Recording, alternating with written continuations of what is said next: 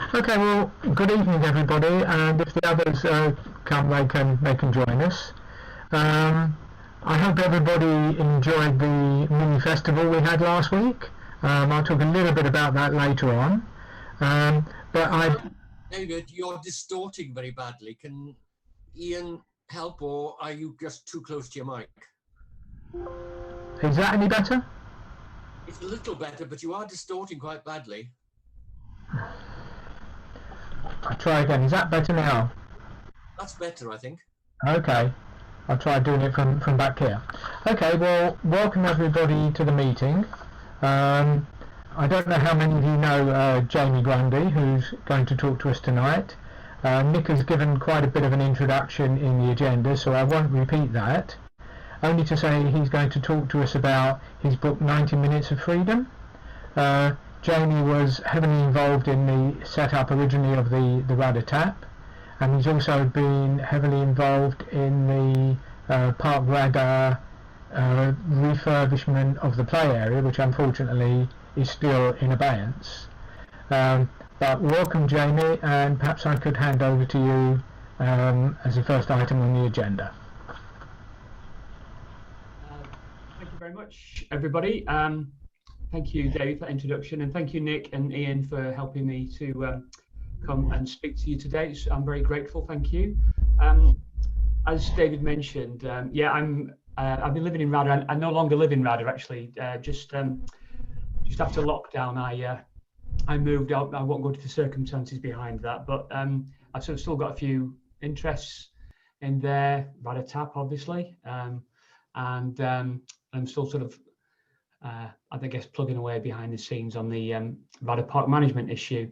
The thing I'm going to be talking to you about tonight is a project that I did a couple of years ago called 90 Minutes of Freedom. I'll just hold that up to you, which is a book that I wrote. I've got a couple of links to show you later on, and I've got a few slides that I'll show you as well. But basically, it's the story of my time with a prison football team. So I know what a lot of people are thinking, Jamie's clearly been in prison. Yeah, I got the haircut for it, I don't know. But I've not been in prison before. I've worked in each of the 6 Welsh prisons, and I've worked in a few of the ones in England. And I found myself a couple of years ago in a position where I had always had an interest in prisons and prison football particularly. I'm a footballer myself. And I was just basically in the right place at the right time when an organisation called Sporting Heritage were looking for projects to support in Wales. Sporting Heritage, if you've never heard of them before, you may have heard a lot of the coverage regarding the rugby league players that are being celebrated that were all from Cardiff Bay. I think it was last week, it was in the news. And there's talk about a statue being set up for about half a dozen Welsh rugby players from Cardiff Bay who were forced to go to exile to the north of England to play rugby league.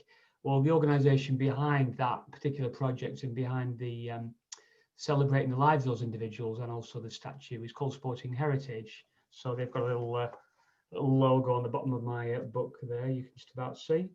So they were looking for projects to support in Wales. I just happened to be in the right place at the right time, and I basically said to them, what about if I captured a moment in time, or more a season in time, of something that very few people get to see, which is a prison football team. There is only one prison football team in Wales, and when I say there's only one, what I mean is that when I was with them, they were playing in the Gwent Central League Division 2. They would play all their games home and away inside the prison. And they would participate in the league fixtures just like any other football team would do. Any other sort of Parks team that you might see, Rudder, for example, you've got Rudder, you've got teams in Morgantown and Taffswells and what have you. It's just like one of those teams. And luckily, fortunately for me, they said yes, they'd like to support it. And then I had to basically approach the prison to say, I've had some, an agreement in principle to write a book on the football team here at Prescoed. Would that be okay? And then they basically batted me off to the Ministry of Defence, and I had to get some very formal research permissions, because I set out to them what I wanted to do, and part of that was I wanted to interview the prisoners themselves. So that was basically the start of the project, and it took me about 14 months from beginning to end. And when I set off basically with the project, it was very much I didn't really know what it was going to look like. It was going to be a research project. I had this idea about doing an ebook, but it pretty soon snowballed. And one of the things that I did was that once I got all the research permissions in place, which took me about 4 months, because the Ministry of Justice wanted to, sort of vet and approve my research questions. I had to do all sorts of conditions to writing the book. I had to use false names for all the players in the book. But one of the things that I wanted to get out of it was I wanted to get the voices of the players properly heard. I wanted their stories as much as I could to come out of the page. So my process for writing the book was pretty straightforward, really. Once I had all the research missions in place and the prison said, that's great, come on down, I made contact with the PE staff in the prison, and they would train the men who played every Tuesday afternoon in the prison. They'd train them at football, and then every Saturday afternoon, weather permitting, they'd have a game. So all I did for the first few months was I went down to the prison and hung out in the changing rooms with the guys, and then I would be on the pitch side watching the games. And I've run and coached a number of teams over my years. I've been living in Cardiff for 25 years, and I've played for dozens of teams in the Cardiff and District League, the Vale of Glamorgan League, the Cardiff Combination League, the Lazarus Sunday League. And prior to that, I played football in Preston, where I'm from, in Lancashire. And I've coached at a pretty decent standard as well. I used to be a community coach for Manchester United. I've worked alongside Bobby Charlton with his soccer schools. So I've always known that football was a really effective tool in terms of engaging with people who are maybe a little bit naughty, a bit cheeky, got a few, behavioural issues, got a few anger management issues. And I knew that I wanted to see how football was used in the prison in this way. And I was really intrigued to see how it would work. So I basically hung out in the changing rooms every week, hung out on the pitch side every week.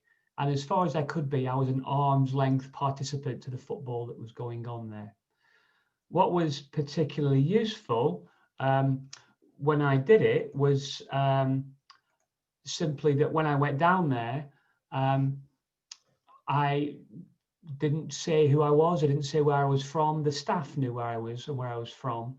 And I would tell people, if they asked me, who I was and where I was from, I would be honest with them and tell them exactly what I was doing there.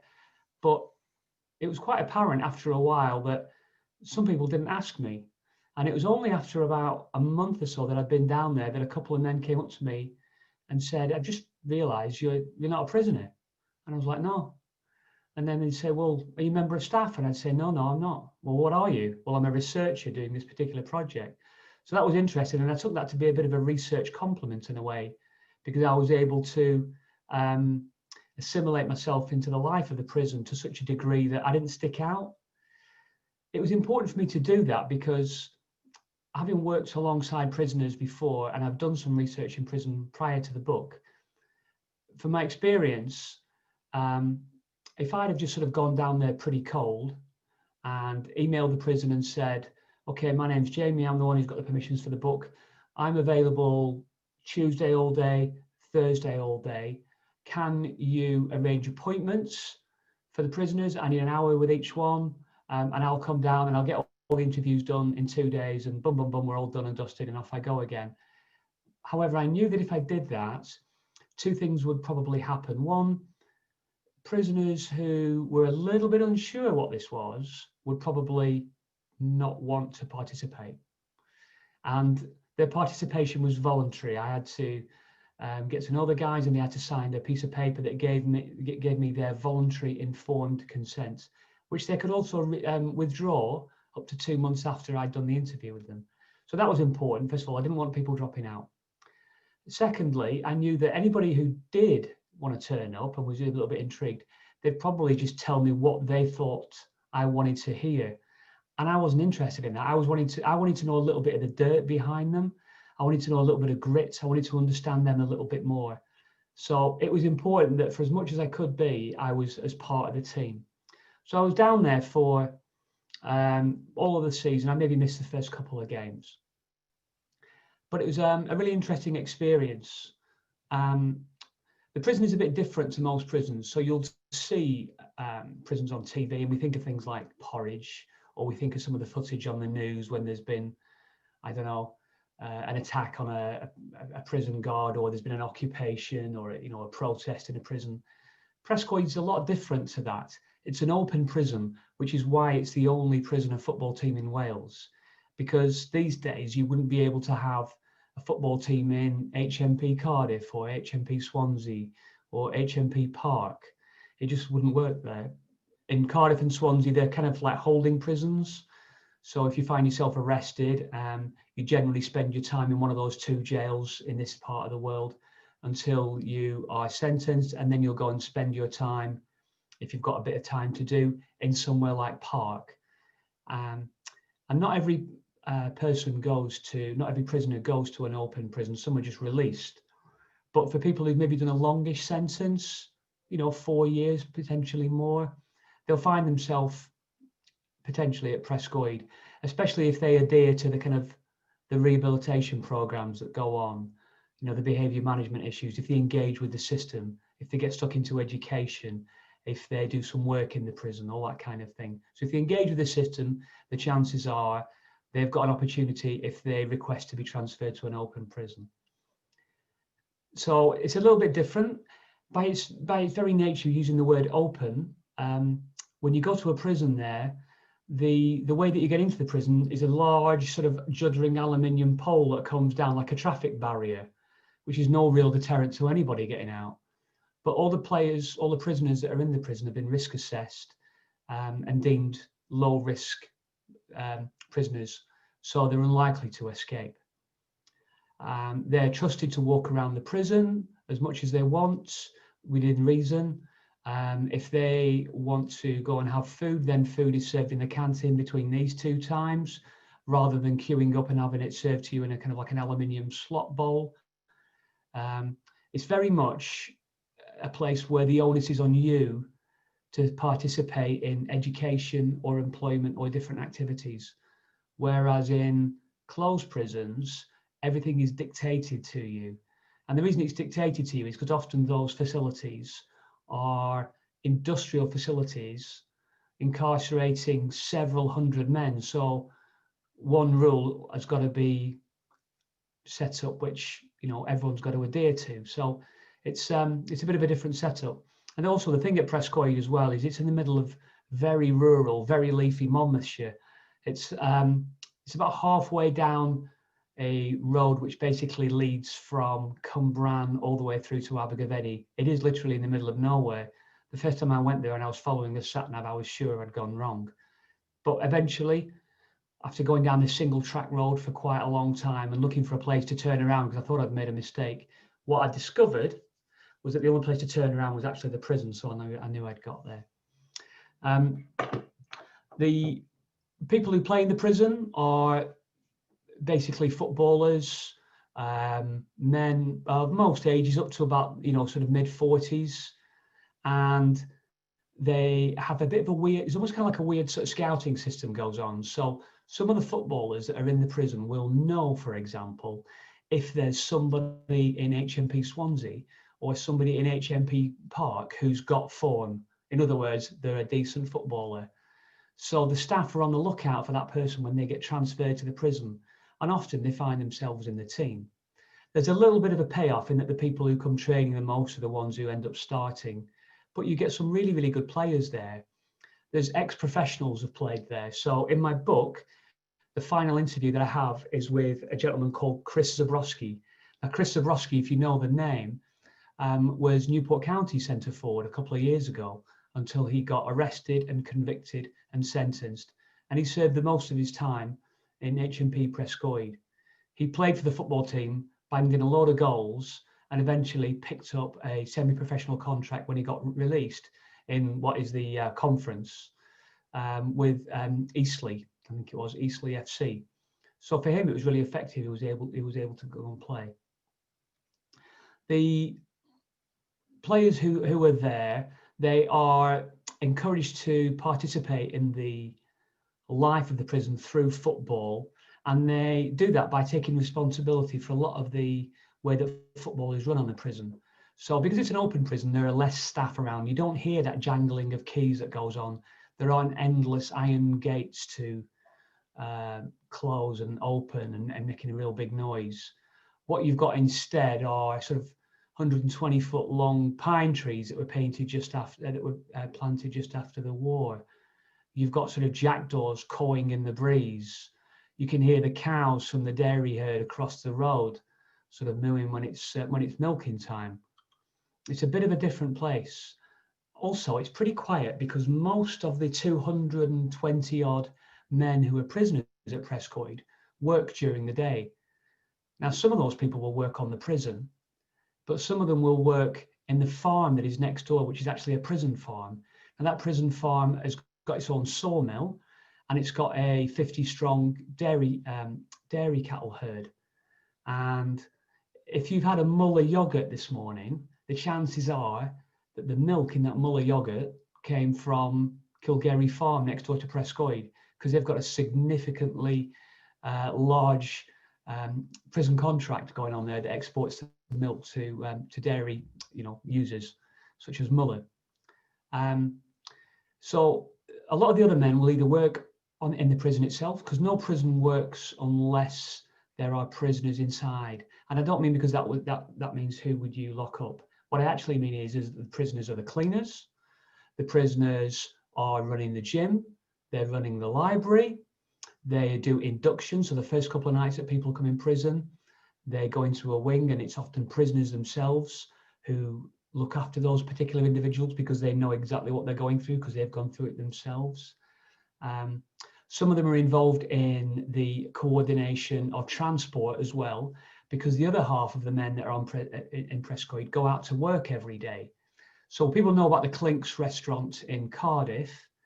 Well, the Clinks restaurant, the staff that work in there who are prisoners, they come from HMP Prescoed, 45 minutes up the road. If you've had your keys cut at somewhere like Timpson's, or you've had your dry cleaning done at somewhere like Johnson's, or occasionally places like Greg's and Halford's, you may well have been served by a prisoner who's on licence for the last couple of years of their sentence, who are working out and are earning money so that when they get released, they've got a lot of their money in their pocket for maybe rent.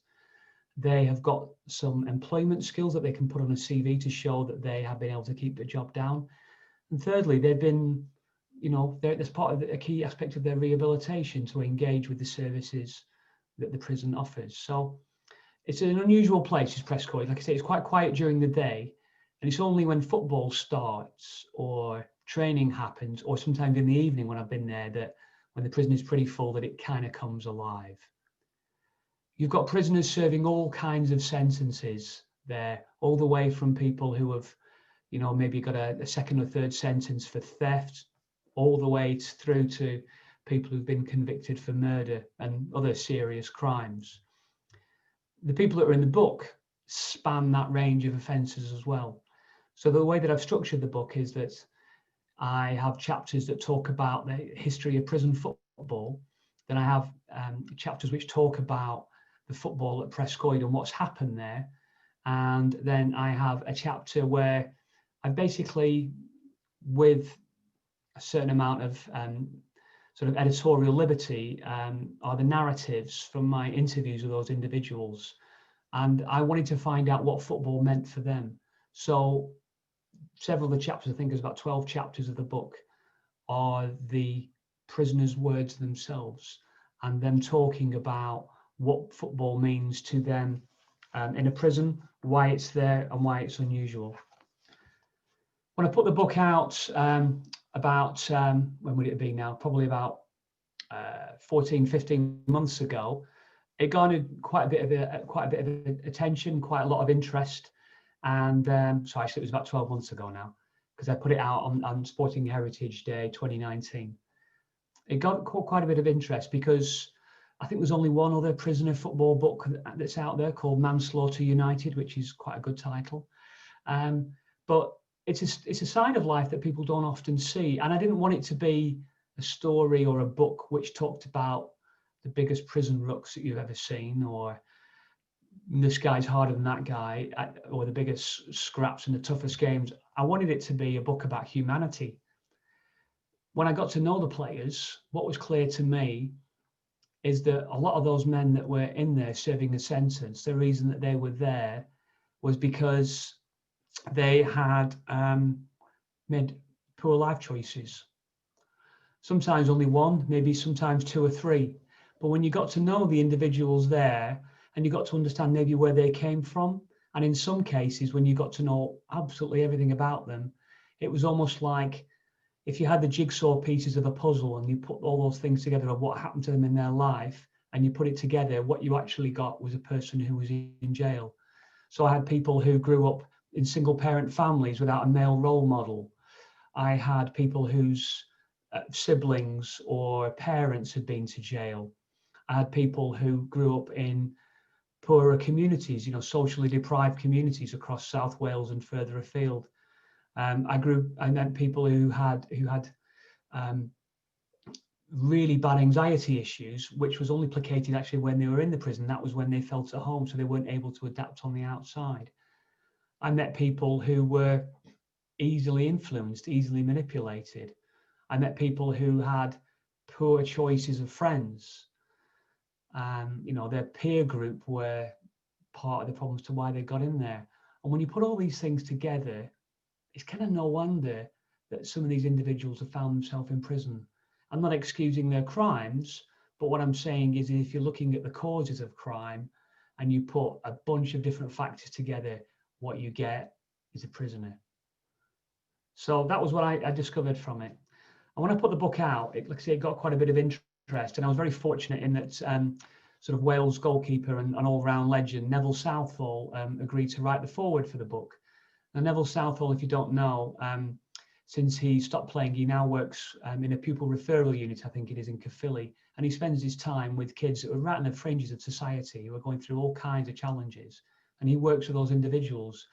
So he's not a footballer who's running a pub like they all used to, or selling designer trainers or something like that. He's actually living quite a real lifestyle, even though he is arguably, one of Wales's greatest ever players.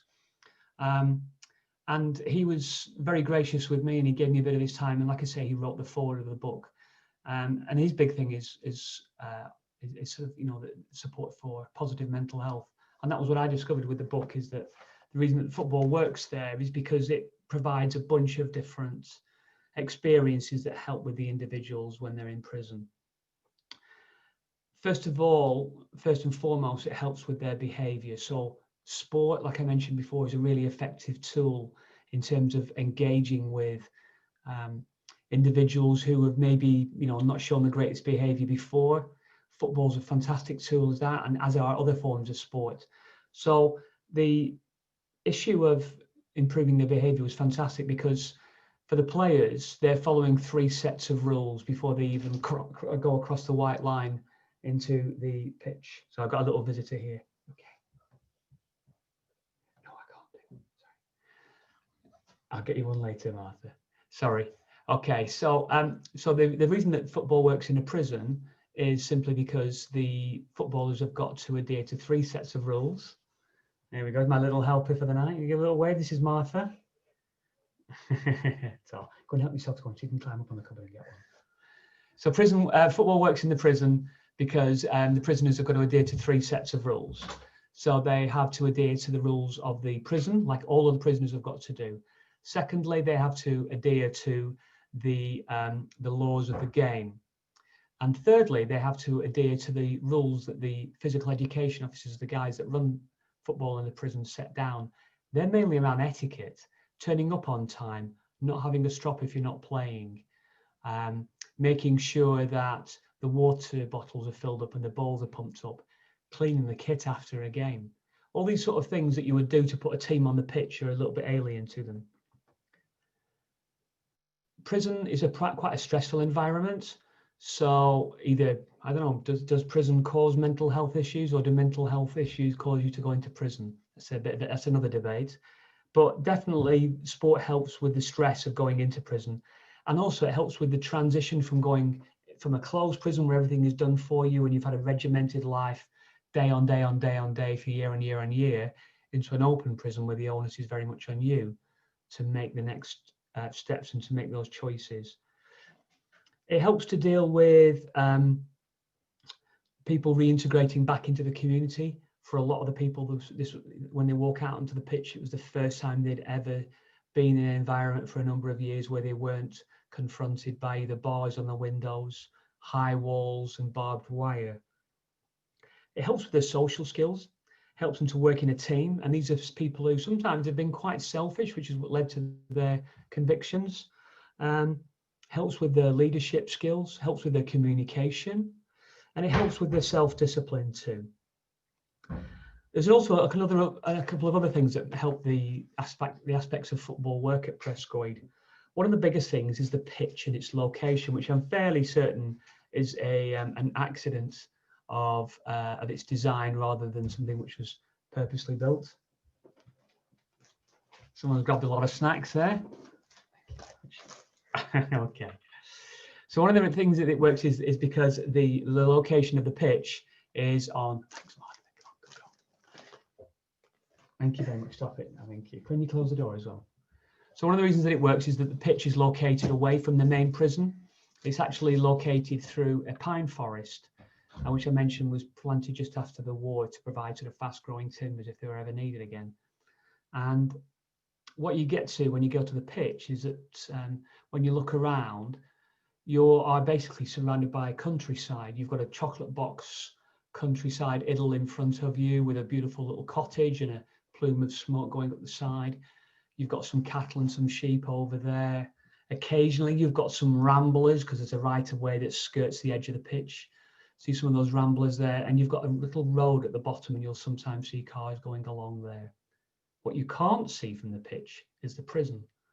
And for some people who've done a long prison sentence, that's the first time they've ever been in a place like that before. So it's quite interesting to watch their experience there. They're a proper team as well. They care about winning. I was there when they lost their first game in 3 years, which gives you an idea of what the performance is, what the standards are like. They really were gutted that they lost their first game in 3 years. And they dissected that performance and argued about it. And when they played the return fixture, they thumped that team 3-1. So they were really determined to right that particular wrong. Football is also used as a normality in the prison. It's used almost like as a reset button. A lot of the people have played football before at school or before teams or whatever, or sometimes it was their livelihood if they were an ex-professional. But it helps to provide that kind of like reset button for them. And like I say, it's like a return to normality. So it's quite effective in that way. The experience of when I was there was really good. The season that I was there, they won the particular division quite handsomely. I think they scored 90 more goals than the team that came in second place. So their performance standard is pretty high. It helps, I think, because the pitch is fantastic. It's a beautiful pitch on there. And the pitch has been played on back in the day by Bobby Gould took his Wales team up there to train during his time in charge of the Wales national squad. He was literally looking for an out-of-the-way training venue that no one was going to find. The Wales team's travel agent at the time was a former prisoner of Prescoed. So he said, I know just the place, Gaffer, and set that up. So Wales trained there. Big Neville Southall told me a story about when he was there with Bobby Gould. He wanted to work on some free kicks after the training session had finished. So he got a couple of guys to take free kicks against him. I think it was Dean Saunders and Ian Rush. And he got, and the prison officers got a few of the prisoners to act as sort of makeshift defenders and in the wall. So that was quite an experience for them. Teams such as Valencia have used it to train on when they played against Swansea in the Europa League back in 2013. And also, you know, arguably one of the best footballers of modern times, Andrei Shevchenko, he's trained on there when the Ukraine squad played against Wales a couple of years back when they were playing at the Millennium Stadium. So it's been used by quite a lot of teams. Also, some of the Football League teams used it as a training base when they were staying at Celtic Manor, when a lot of the cup finals, the playoff finals, were being played at the Millennium Stadium, as was then. And they would often use that as their training base because they knew they weren't going to be disturbed. So it's got an interesting sort of pedigree there. The pitch is fantastic. There are 2 pitches at Prescoed. One is a training pitch, so the guys play on there on a Tuesday. But the pitch on a Saturday is fantastic. It's not as good as now as it used to be when they had their own private groundsman there, and some of the men used to work on campus, on camp. But it was it's pretty good, and it's not a bad old affair. It's very nice pitch, so it's been really good. So I'm going to share a couple of things with you about it. I'm going to share my screen with you on here. I'm just going to show you my screen. So bear with me a minute, a second. I'm just going to get my screen ready. I'm just going to go through a couple of bits and pieces here with you. So hopefully you can all see that. So that's me. I now do online webinar training now lockdown's happening. So this kind of fits in quite nicely with what I do. So that's a copy of the book. The book's available in a couple of places. So you can get it through my website. I've got the links later on, or you can get it on Amazon. Technically, it's self-published, but Amazon is a really good platform for people who want to self-publish. So I put it out on Amazon. It's been out for about a year now. They reckon that you do okay if you've sold 600 copies self-published. Well, I've sold 600 copies. I've sold copies online through my website. And also I've done talks different to this, mainly in person, across Wales and in England as well. So I've done talks, I did some talks in Manchester. I've done talks in Cardiff and Newport. In fact, Newport was where I launched the book. I have done talks in HMP Berwyn, which is the mega super prison in Wrexham, where 150 men were wheeled into the sports hall, sat in front of me, and I was told under no uncertain circumstances that these guys never sit still, so you better keep them occupied for an hour and a half. Fortunately, they were quite interested to hear, so that was good. I also have done talks in Lancashire, where I'm from. So I mentioned that I've done talks in Manchester, but I also did a talk in a place called HMP Kirkham, which itself is an open prison and has all kinds of prison industries. So I did a talk up there. They used to have a prisoner football team back in the day, and my particular interest can probably be traced back to those days when I was a youngish lad. I used to play against HMP Kirkham, who played in the Preston and District League, just like Prescoed do now. That's a little picture there, which I hope you can see. It's taken actually from a Wales versus Belarus programme that Bobby Gould's team played against a few years ago.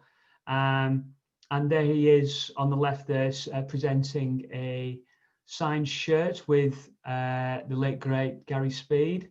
And the 2 gentlemen in the middle are prison officers. And the one on the left in the middle is a gentleman called Di West. He ran the team and even played with them for a number of years. He's now the head of reducing reoffending at HMP Prescoed. And on my website, if you were to go on there, there's my website is jamiegrundy.net. There's a link to a podcast that we actually did in the prison itself. So you know, Di was very good. He gave us some of his time, and he's seen everything that's happened up there. And he's also, you know, been up there and taken the team off when they played away games the odd time. But that's not happened for a number of years now. That's Chris Zabrowski. Like I said, he played for Newport County when he was arrested, and he served some time, I think it was more in the Midlands, and then he had a chance to go to an open prison. And purely by chance, he chose HMP Prescoed. He didn't know there was a football team there. Chris was banging him in by all accounts from everywhere. And then when he left after, I think, 18 months at Prescoed, he managed to keep himself fit, managed to keep his touch in, and he picked up a professional contract when he left prison. He's one of just a number of prisoner footballers, or footballers who've been to prison. So there's people like Warren Barton, Mickey Thomas, Ian Wright, Jan Molby. There's so many footballers who've been to prison, you know, Troy Deeney, Ched Evans. There's loads of people who've been to prison, because footballers are a section of society, and all sections of society will be found at some point in prison. Crime isn't just something which, you know, well, crime is no respecter of class, should I say. When I launched the book, say about this time last year, I was invited on to Talk Sport, which was probably the most nervous experience of my life. So that's Andy Jacobs and Paul Hawksby, who, if you listen to Talk Sport during the lunchtime show, during the afternoon show, you'll hear them on there, a couple of cheeky chappies. They had me on there talking about the book, which was really nice. It was more nervous than I expected it to be, because just before I went on air, the producer told me that they average 3.2 million listeners per show, which made me particularly anxious just before I went on. But it was a really good experience. But before I sort of move on to the sort of questions for you guys, you are very good in terms of your timing. So well done, RMA. Your timing is fantastic, because this is a campaign that I've set up. So last season, Prescoed unfortunately didn't enter the league, or they did enter the league, but they were too late. The Football Association of Wales, the FAW, introduced a new player registration system, which presented a few headaches for Prescoed FC. They didn't get those issues resolved in time. Consequently, when they applied to join the league, it was too late, and their application was refused. They were told to reapply next season, which is kind of what we're in at the moment. The season hasn't started, obviously, because of coronavirus and COVID restrictions. So they applied to join this year and had their application refused. So they asked for the reasons for that, and they were told two reasons. One, all their games are played home and away inside the prison. And two, the league have safeguarding concerns regarding the age of the players, which we believe is because of sometimes in the Gwent division, you'll have under 18s will play for a team, for the opposition team who come onto Prescoed. Well, all the opposition need to do is make sure that that under 18 person is accompanied by an appropriate adult, a coach or a manager or a senior player, and then that's fine. And also, so the games are played home and away inside the prison. Well, it's not been a problem for 20 years, so what's changed this season? And also, there are many football teams at grassroots level who, for whatever reason, don't get allocated a pitch one season. If it's like maybe, for example, through the council, or maybe there's problems with their pitch or their changing rooms. So actually, they end up playing all their games away that season. They don't have any home games at all, which is pretty much related. So the Prescoed have decided to appeal, and there's an appeal that's gone to the Gwent County FA on the 15th of October. So last week I set up a campaign, which I will just show you now. And my campaign has, I basically got the support of the prison, and because they basically asked for my help. So I set up this particular campaign here, which you can see is it's on change.org/Prescoed FC. So this went out online on Thursday the 1st. So far 213 people have signed the campaign. I'll let you look at this at your own leisure, but it talks about that and some of the updates on there. So we've had over 200 people have signed it so far. So it's been Been a really, really good response. There's been a lot of press about it, and today I've been on the phone to the BBC and also the Western Mail, and there's been a few other publications have covered the story as well. So that's been quite useful.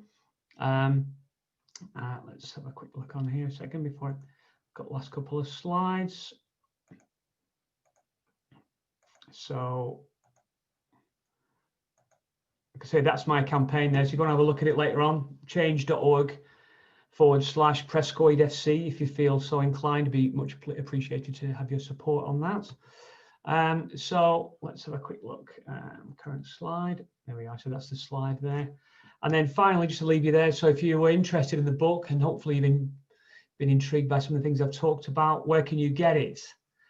Bit of a pitch. So there's a couple of places. You can get it on Amazon. Go to my website and buy it there. Read it in the Radatab. I campaigned heavily to get to get a pub in Rada. So thank you to everyone who supported it and supported it with their shiny pounds. So I've donated a copy to the Radatab, so there's a copy in there if you want to get it. And that's the link then to the campaign, change.org.uk/Prescoed FC. So there we are. So that's basically my little talk there. So I'm happy if you want me to take some questions from people. If you want to, how you want to do it, David, or? Yes, I think it'd be a good idea if we just ask people to do that. If I could, in fact, just start. I was going to ask you if the team is still going, but obviously I see the answer to that. Yeah. Are there many other teams in the UK? Because obviously there are quite a number of open prisons, not in Wales, but around the UK. Do other prisons have teams? I think there's about half a dozen other prisoner football teams in the UK. So that we know there's definitely one in Featherstone in Staffordshire, Thorncross in Warrington, Kingston Arrows in Portsmouth. There's probably a couple of others there. Interestingly, other countries do it a bit differently. So it'll be no surprise to hear that Holland is quite a liberal country, especially when it comes to criminal justice. Football in Holland is so encouraged that there's actually a prisoner football league where prisoner teams are taken out of their prison and they travel across the country and they'll play against another prison in like a regular kind of league. So some countries do it a little bit differently. Thank you. David? Cargill? You probably missed the first couple of minutes, James. That's okay. How did you get into this in the first place?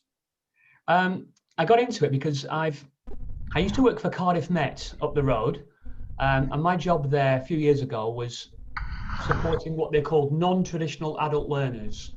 So anybody who was like a mature student that maybe had a bit of a challenging background and was looking to change their life through education, I generally work with those individuals or those communities.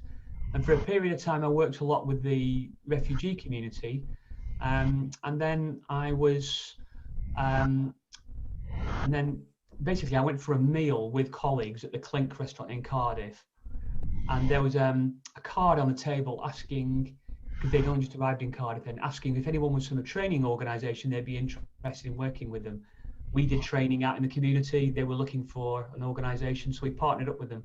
And I basically started to run snippets of academic courses with the prison community. So we ran some hospitality training in the Clink restaurant. We ran some community philosophy courses in Cardiff. We ran psychology courses in HMP Park. And then we ran a low-level teaching qualification in Prescoed. Now from Prescoed, once I was there, they realised actually here was a university that was prepared to work with us. And because most of the people leave Prescoed during the day because it's a working or an open prison, some of those individuals, not many, some of them have got A levels and maybe even the first or second year of an open university degree behind them. So they were looking for education opportunities. So then I supported individuals from that prison to come to Cardiff Met to study as undergraduates, even though they were serving prisoners in the last 18 months of their sentence. They studied a number of different undergraduate and postgraduate qualifications, and they were just like any other regular student, except they had a slightly different kind of halls of residence. And that's basically where it all started from. I ended up working quite closely with that prison. Is it an all-round game in the prison, or did you finish in March? Do I what? Sorry. Do you have a season? Or do you Yeah, it's play a regular. year-round? It's a normal regular football season. So whenever the season finishes, that's when it finishes there. What they've done at Prescoed is they've invited teams in, like invitational games. So I took the staff team from Cardiff Met to play in the summer. They've played against like a media team. We've played against there was a prison officers team. So it was like prison officers against prison. So that was a good team. I ended up playing for the prison officers team and got a bit of a kick in that game. But that was a good experience. The prison officers won as well, which they were gloating about. Okay. Anybody else have a question? Well, perhaps one more then, if I may. Yeah. As an ex-magistrate, we go into schools and do mock trials and things. Do you go into schools and talk about the link? Well, I haven't really gone into schools and talked about it. I've worked for a number of different organisations in the sort of field of criminal justice, and one of the organisations that I work with, I'm a co-director of, is an organisation called Inside Out Support Wales. We support people with convictions, either if they've been in prison or not, particularly into self-employment and also to access education. And one of our co-directors there is an individual who not only did they used to play for Prescoed, although before I got to know them, but also he's been a serving prisoner himself. So by having him talking to adults and also young people, he talks the talk, but also he walks the walk. You know, he's been there, and his message is really effective in terms of speaking to individuals, young adults, quite often, and say, listen, you know, you need to change your behaviours, otherwise, let me tell you where I've just spent the last 7.5 years. So it can be really effective that way. He's also a big guy as well, so people tend to listen to him. Did you have a question, Rich? Yeah. Just a question around, has any work been done about the impact that the football has had on them when they leave? I mean, sort of in terms of the less reoffending rates, or is that just that work hasn't been done? No, there is some work out there that's been done. If you look up the name Professor Rosie Meek, if you look by any work that she's done, she's the sort of a lot of work, and there's also other organisations such as the Alliance of Sport for the Desistance of Crime that recognise that sport can be a really effective tool in terms of engaging people, but also educating people. And there are several individuals who have been through the sort of prison system, have engaged with sport and physical activity, and that's been the making of them. There's a gentleman called John McAvoy who's like a world triathlete champion. He's a former gangland boss. There are people like a gentleman called LJ Flanders who set up his own exercise program called Cell Workout, whose book was flying off the shelves during lockdown because it seemed appropriate. So there's people like that that are able to sort of talk about the benefits of physical activity and exercise in terms of reducing reoffending. You know, basically, if you and there are also other bigger projects. So, for example, David Dean, the Arsenal chairman, is behind an initiative called the Twinning Project. And that project is supposed to link every prison with its local professional football club. So HMP Park work quite closely with HMP Cardiff, for example.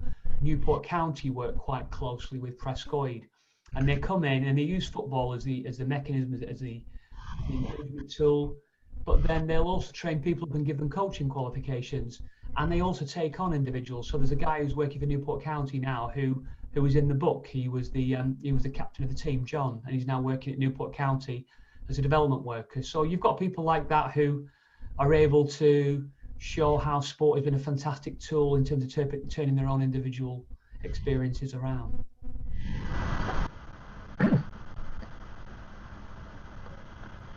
Has anyone else got any questions?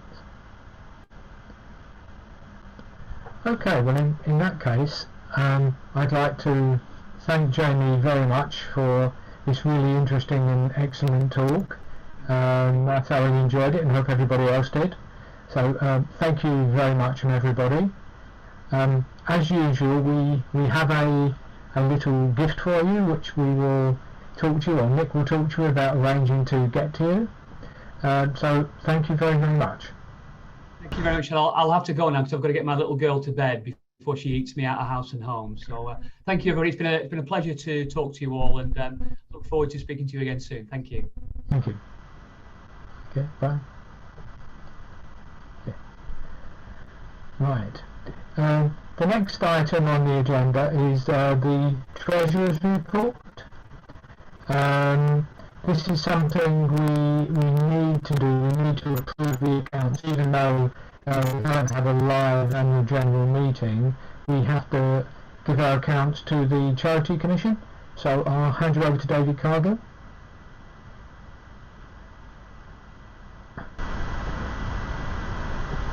Well, these accounts are up to the 31st of December 2019, which I think you've had copies of. This was when we were raising funds for the oh, got the wrong one here. Just give me a second. Yeah, we raised something like £8,000 from the association for the charity, and that was topped up by other organisations. And as you probably are aware, that the final figure was 18,500 in that year. The income that we raised ourselves totaled 12,396, and we actually spent virtually all of that in a number of activities, including the festival. So our bank balance, which in the previous year was just around 7,000, ended up at 6,686. So we were a couple of hundred quid, 230 quid less than the previous year. So the accounts were pretty sound. And we had the opportunity of buying a number of items. We spent 2,300 on so-called capital items, which we've got for future activities like speakers and loud hailers, etc., etc. So that was a good year in as much that we raised a lot of money for the charity, and we managed to keep our bank account at a similar level to the previous year. Those accounts need to be approved, and we should have approved them in March, but of course we couldn't. So we need perhaps someone to put forward that we adopt these accounts. Perhaps David could get someone to approve them. Yes, is somebody like to propose that? Nick? And is there a seconder? No, thank you. Thank you.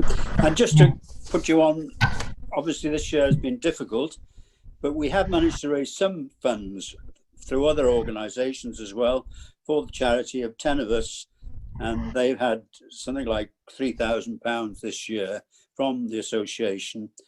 And again, the bank balance, which has remained fairly constant, with thanks really to the Community Council, who gave us a donation early in the year towards the festival.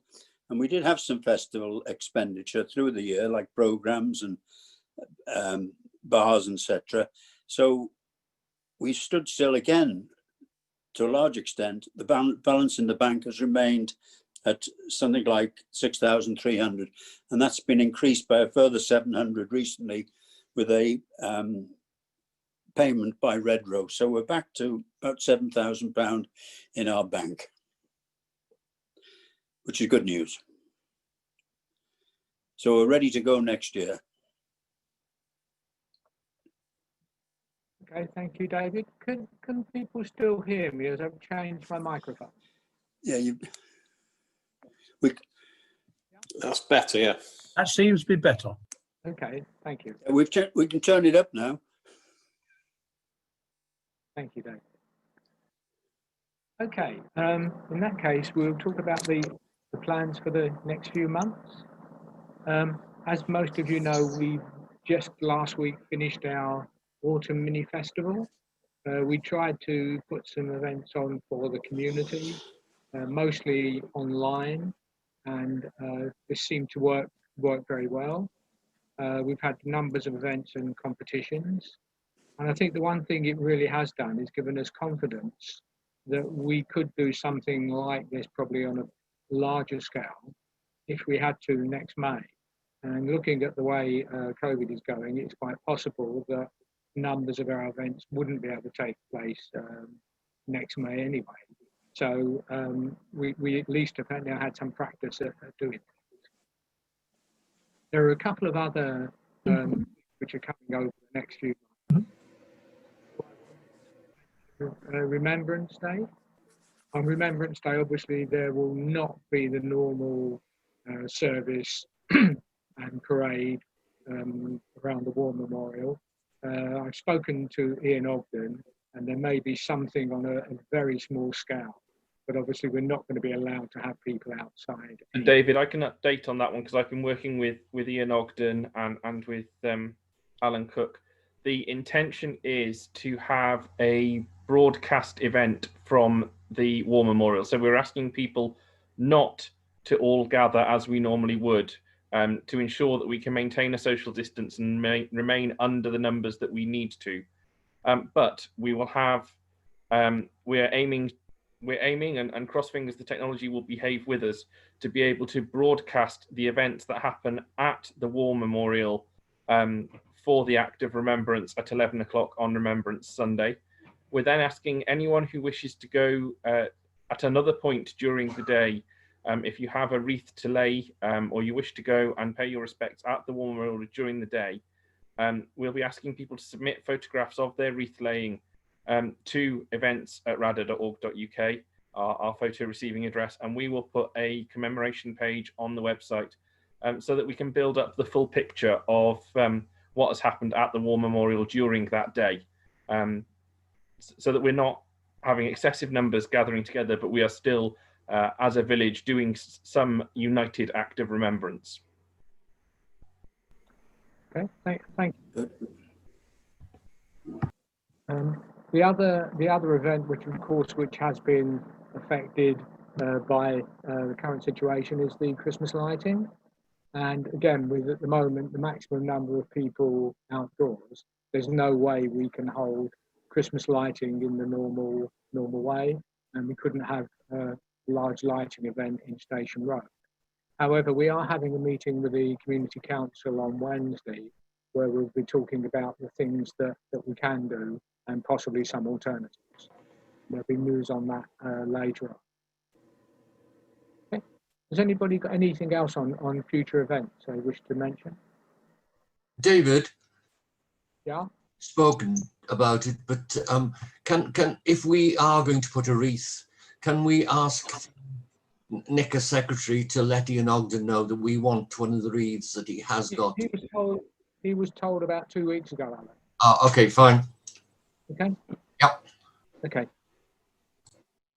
Okay. Does anybody have any other business? Okay, date of next meeting. We haven't actually agreed this yet. Nick and I have been talking to somebody from Transport for Wales, and we're hoping to get somebody to come along and talk about the metro. But obviously, until we've actually got in touch with the correct person and agreed a date with them, we can't circulate it. So we will do this. We'll carry on trying to do this, and as soon as we have a date, we will let you know. Okay. Has anybody got anything else at all? In that case, can I thank everybody for coming along tonight?